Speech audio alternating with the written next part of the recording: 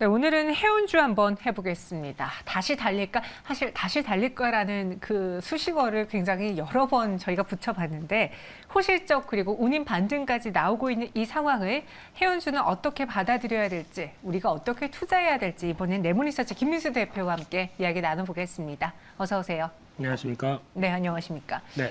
해운주들이 그래도 지금 이 시장을 잘 버텨주고 있어요. 물론 그 운임 가격이 갑자기 꺾이면 급락하고 또 반등하면 상승하고 그런 모습인데 이번에 운임까지 어느 정도 반등세를 보여주고 있거든요. 지금 해운주에 대해서 김민수 대표님은 어떻게 보시는지요? 네, 시장에 맞는 종목인 것 같긴 한데 네. 그렇다고 여기서 따라가서 사야 되느냐? 시장이 오늘 왜 이렇게 약하죠? 오늘 뭐 네. 그냥 외국인 기관이 팔아서 네, 그 시장이 약할 때 네. 우울해하지 마시고요. 그래도 뭐 어떻게 하겠습니까? 그래도 버텨볼 때까지는 버텨봐야 되겠죠. 그렇죠. 네, 네. 그런데 그런 쪽에서 지금 해운주는 오늘 시장에서 좀 더 부각을 받고 있는데 대표적으로 해운주 하게 되면 그거 하나 많이 보는 거죠. 특히 P와 Q를 논한다. 운임이죠. 운임이라는 P와 또 물동량이라는 Q 그렇게 큰 영향이 없다. 물론 나중에 가서 어떤 경기 관련된 변수들이 좀 부정적으로 나온다고 하게 되면 Q에 영향을 끼치겠죠. 근데 그 전에는 지금은 아직까지 어떤 선박이 모자랄 정도로 여전히 교역은 활발하다. 이런 쪽이다 보니까 그런 쪽에서 이번에 중국의 봉쇄가 풀리고 나서 SCFI 같은 경우도 18주 만에 반등세를 보였다는 점이라든가 또 이제 글로벌 7개 노선이 있답니다. 7개 노선은 다 아시는 것처럼 바다를 기준으로 이렇게 쭉쭉 긋는 거죠. 이 주요 항해 노선들이죠.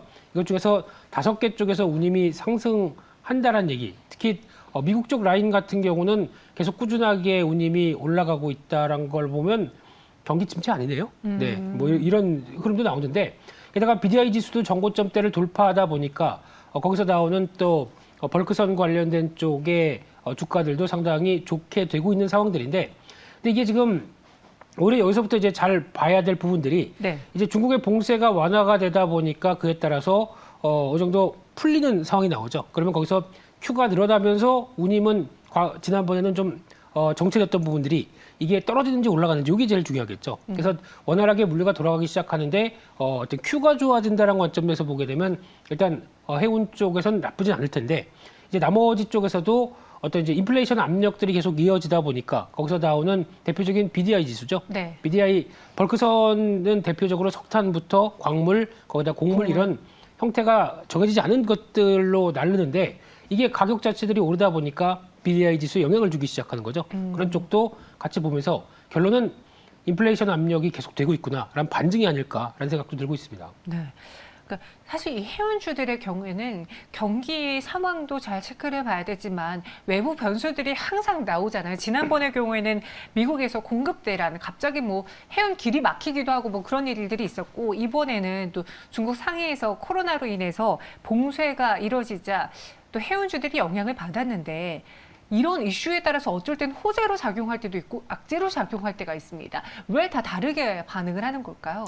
그때 다르네요. 네. 네. 근데 이걸 해석을 어떻게 시장이 하느냐에 따라서 다른 것 같은데 그래도 가장 큰 중심축이 단순하게 해운 관련된 일련의 절차 속에서 그 과정 쪽에서만 영향을 끼치는 것이 아니냐 이런 게 제일 중요하다고 봐야 될 것 같은데 지난번 이제 코로나19 사태 때 나와서 미국의 항만이 정체가 되면서 나왔던 운임의 급등 현상 이런 쪽은 일단 내륙 운송은 괜찮았고요. 게다가 또 산업의 전반적인 생산은 괜찮았는데 항만 쪽의 문제가 그래서 하역이나 이런 쪽에서 노동자가 없다 보니까 코로나 때문에 다 집에 갔죠. 네. 그러다 보니까 여기서 나오는 이런 나머지 부분 가지고 이어졌다라고 하게 되면 오히려 선박이 오히려 또 부족했다거나 그러니까 좀 이런 일시적인 관점 쪽에서 이제 풀리지 않는 부분들이 좀 더 강조가 됐다고 하게 되면 이 중국 봉쇄는 좀 다르죠. 아예 그냥 다 셧다운을 시키는 겁니다. 그러다 보니까 오히려 뭐 내륙 운송이고 그 어떤 산업 생산이고 모두가 다 그냥 모든 게 오이스톱. 스톱이죠. 네. 그런 쪽에서 나왔던 부분들은 그러니까 시장이 바라보는데 오히려 셧다운을 통해서 나오는 이제 수요까지도 다 어떻게 보면은 스톱되는 현상들에 대해서 우려감이 큰 게 그런 차이 쪽에서 나왔던 게 아닌가 싶은데 결국에는 이제 해결됐었을 때 이제 앞으로 운임은 어떻게 될 것이냐 이 부분이 이제 앞으로 체크해야 될 상황이 아닌가 싶습니다. 그러니까 당장 뭐 컨테이너선이 뭐 부족하다라는 이야기도 있지만 이게 오늘 갑자기 부족한 게 아니라 지난해부터 계속 문제였잖아요. 그러면서 네. 빨리 만들어내고 있기에 내년에는 오히려 컨테이너선이 넘칠 수도 있다라는 전망이 나오고 있는데 혹시 김민수 대표님은 지금 그 시류에는 맞는 산업인 것 같다라고는 하셨잖아요. 네. 해운주에 대해 그럼 긍정적으로 투자 의견을 갖고 계신 건지 아니면 그럼에도 좀 주의해야 될 게 있는 건지요? 정확하게는 이제 컨테이너선보다 컨테이너가 더 문제라는 얘기도 나오고 있죠. 지금 어떻게 보면은 내년까지도 어떤 이런 혼잡 현상들은 계속 되고 있을 텐데 그러다 보니까 계속 제대로 항구에서 내리지 못하고 이런 컨테이너를 제대로 소화를 못하다 보니까 거기서 묶여서 컨테이너가 모자라게 됩니다. 그러면 또 배가 있어도 담을 컨테이너가 없는데 또 어떡하겠느냐. 그렇네요. 또 하다 보니까 이 컨테이너에 대한 부족 관련된 부분들 물론 선박도 부족했다가 이제 조금 약간 좀 변화는 나오고 있다고 하더라도 이러다 보니까 이제 컨테이너 자체적인 가격이 코로나19 전에는 TEU라고 그러죠. 그러니까 쉽게 말씀드리면 컨테이너 박스 하나, 네. 20피트짜리고 하나. 이게 한 $1,800, $2,000 했었는데 작년 6월 달엔 $4,000까지 였습니다. 많이 올랐네요. 2배. 예, 그랬죠. 그러다가 지금도 좀 내렸다고 하는데 $3,500, $3,000라고 하게 되면 아직 뭐 쉽게 예전 수준까지 못 내려가는 거죠. 그만큼 아직까지 적재 현상 때문에 이거를 빨리 회수하는 것도 또 하나의 역할이다 보니까 이런 분들 쪽에서 또 어떤 인센티브도 주고 뭐 그렇게 얘기를 한다고 하더라고요. 그럼에도 불구하고 이런 쇼티지가 그러면 해소된 뒤에 지금 그러면 와 컨테이너 많이 만들자. 그래서 컨테이너 만드는 회사들 같은 경우도 재부각을 받고 있고 제가 알기로는 뭐 서진 시스템 뭐 이런 쪽도 서진 시스템이요? 네, 이쪽도 컨테이너를 만듭니다. 네, 이런 회사들도 같이 이어지다 보니까 변화는 나왔는데 중요한 거는 그러면 요 시기가 끝나서 어느 정도 이제 적체 현상들이 끝난다라고 하게 되면 일시에 몰렸던 또 컨테이너 수요가 완화됐을 때 또 공급 과잉이 나올 수가 있겠죠. 그러다 보니까 이런 거는 항상 이게 문제인 것 같습니다. 쏠리는 문제. 항상 부족한 다음에 쇼티지. 그렇죠. 아니, 공급 과잉 막 이런 식으로요.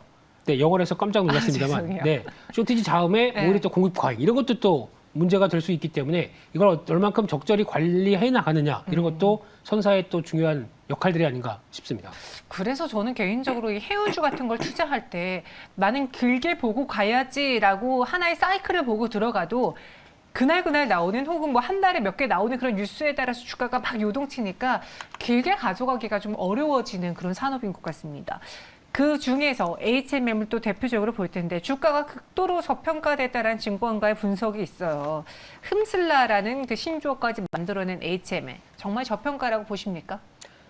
이걸 저평가라고 표현하게 되면 대한민국 주식 저평가가 많습니다. 엄청 많아요. 엄청 많습니다. 네. 근데 지금 중요한 게 이런 사이클 산업에 대해서 지금 이제 돈을 잘 벌고 있기 때문에 저평가다라고 얘기하기가 좀 힘든 게 왜냐하면 지금은 저평가를 보였다가 또 사이클이 또 반대쪽으로 나온다라고 하게 되면 그때는 또 실적 대비 뭐 고평가 막 이런 얘기 나올 수밖에 없겠죠. 그러다 보니까 이런 일정한 사이클마다 나오는 어떤 한 지금 어떻게 보면 상승 사이클의 어떤 정점으로 들어가는 부분들이 아닐까라는 생각도 들고 있는데 그렇게 되면은 지금 나오고 있는 뭐 당장의 실적만 본다고 하더라도 1분기 영업이익이 3조 1,500억 네. 정도까지 나왔고요.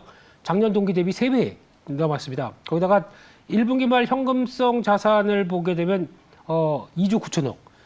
이럴 거면 그냥 시총이 지금 보니까 16조 원이거든요.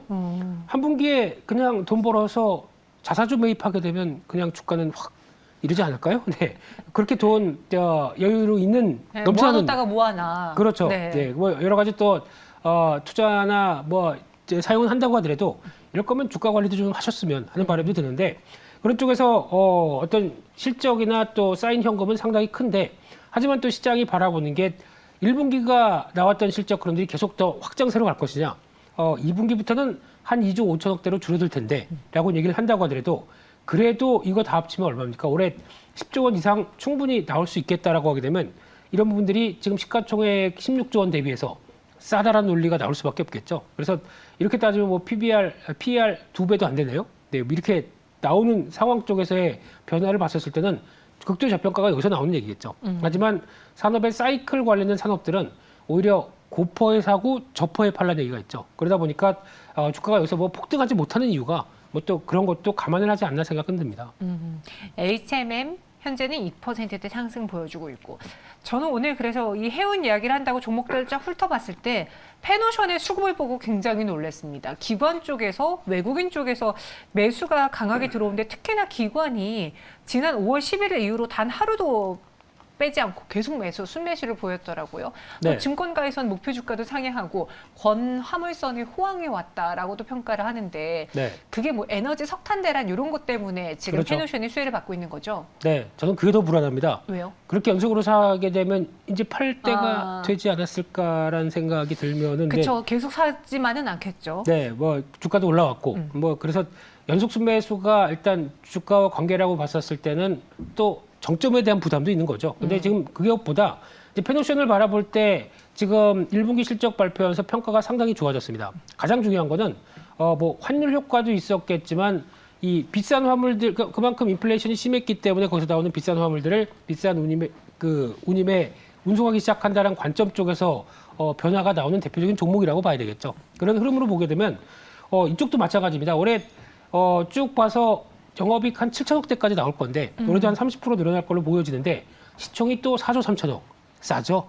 뭐 극도의 저평가액이 여기서도 많이 나올 겁니다. 네. 그런데 여기서는 또 중요한 지표 중에 하나가 BDI라고 봐야 되겠죠. 그러니까 BDI가 지금 직전 고점대 돌파해서 약간 고개를 더 들고 있기 때문에 이 정도 흐름들과 함께 또 인플레이션이 지금 또 뭐 정점을 찍고 혹시나 뭐 흔들린다라고 하게 되면 BDI 지수도 영향을 받겠죠. 그런 여러 가지 지표들을 보시면서 투자를 하는 게 더 맞지 않나 싶고요. 실적 관련된 부분들은 이 정도면 잘 나오겠죠. 근데 그걸 가지고 저평가다 아니다라는 부분들은 약간 논외로 하고 지금 보여지는 지표를 중심으로 돼가는 게 맞지 않나 생각됩니다. 네, 전체적으로 좀 시장에 대해서 이야기를 나눠봤습니다. 해운주에 대해서 살펴봤는데 그럼 마지막으로 해운주 내에서 김민수 대표님은 어떤 종목을 눈여겨보고 있는지 또 그 안에서 좀 담아볼 만한 수혜주가 있는지 전체적인 투자 의견에 대해서 지금까지는 조금 애매모호하게 말씀을 해주셨거든요. 좋은 것도 있지만 나쁜 것도 있다. 죄송해요. 네. 비싸려는 건 아니고요. 아닙니다. 뭐 제가 그랬죠, 뭐 항상. 아니에요. 예, 그래서 예. 이 해운주에 대해서 좀 명료하게 이야기를 해주신다면요. 네, 명료하게는 좋게는 보되 지금 따라가진 말자. 뭐 이런 얘기죠. 예, 네네네. 그래서 나쁘진 않아 보이지만 네. 그렇다고 시장이 약한데 이게 좀 강했던 종목들 오히려 좀 흔들릴 수가 있기 때문에 이런 건 주의하자라고 보고 싶고요.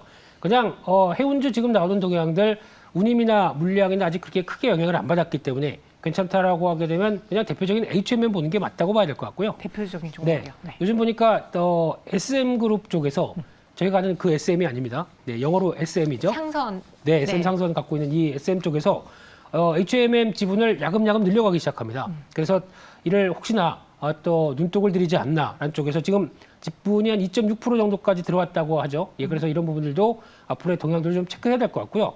또 자동차 괜찮은데 거기 운송하는 현대글로비스 또 당연히 실적에 대한 기대감은 높기 때문에 맞아요. 이런 분들 체크하시면서 보시는 게 이쪽 섹터에서는 가장 좋지 않나 생각이 들고 있습니다. 정말 현대글로비스도요. 야금야금 계속 오르고 있습니다. 이 역시도 수급이 받쳐주면서 지수가 이 시장 안에서 지수가 빠지는데도 버텨주고 있는 현대글로비스입니다. 현대글로비스, HMM 두 종목을 담합을 탑픽으로 꼽아주셨고요. 김민수 대표님 여기서 보내드릴게요. 아주 명쾌한 설명 감사드립니다. 감사합니다.